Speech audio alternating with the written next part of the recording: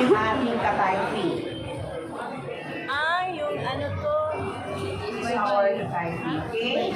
So, itong Dubai baking chewy? and frying na katayfi. Siya yung pinaka-latest They bake the product. Dubai chewy. As Chef Christine said, Dubai lahat chewy sa chocolate. kailangan na natin yung Cookie?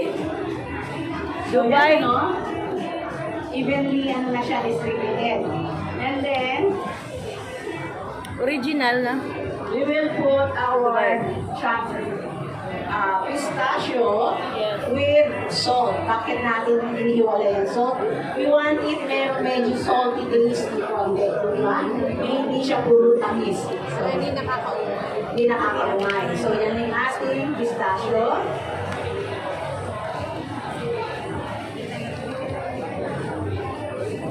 Kailangan pa ba siya lutuin? At talagang hindi siya matutunaw actually. Dagdagan ko siya nito since parang i-fry pa nito. Asa na ang green? Pistachio. Depends on your taste naman kung gaano karami ang gusto niyo ilagay. No? Ano?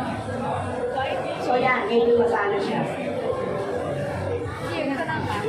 After this, after na gamitan yung ganito, we will form this into balls and then freeze na lang natin before natin i-cook ng marshmallow. Okay? So yan. Usually, I use yung medium size na ice cream scooper. Scoopin mo siya, lagay mo sa plate, lagay sa freezer. Then, yun na, magkantay na tayo ng marshmallow na lang. Okay? Dubai chewy cookie. Dubai Chewy. Nag-trending ito, ang tagal ang trending ito sa Manila eh.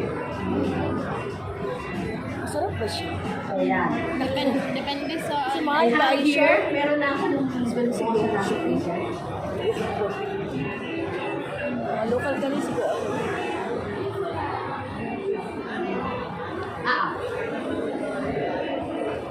Nagawa na ako kagabi, i-freeze ko na siya, pero konti lang to. Okay lang. Okay. Yan. You can taste this if you want, then you can adjust na lang. No? Dalawa to. So ito yan, kailangan i-freezer niyo muna siya bago natin lalagyan ng coating. So sa coating natin, we need, since this is yung recipe we have here sa kanila sa marketing, usually 300 grams ang ginagamit ko ng marshmallow in one recipe, but this one is only 150, so half lang siya. Bilang muna natin para maraming kalat.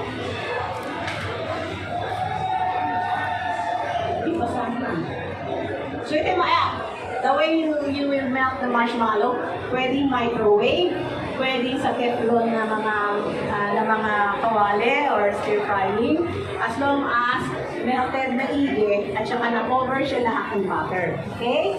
So ito, mga minutes siguro. Ito kapasabi natin. For that one, pagka natunaw siya, kailangan lang natin ng butter. Ilagay ko na Ang kadayawan cake.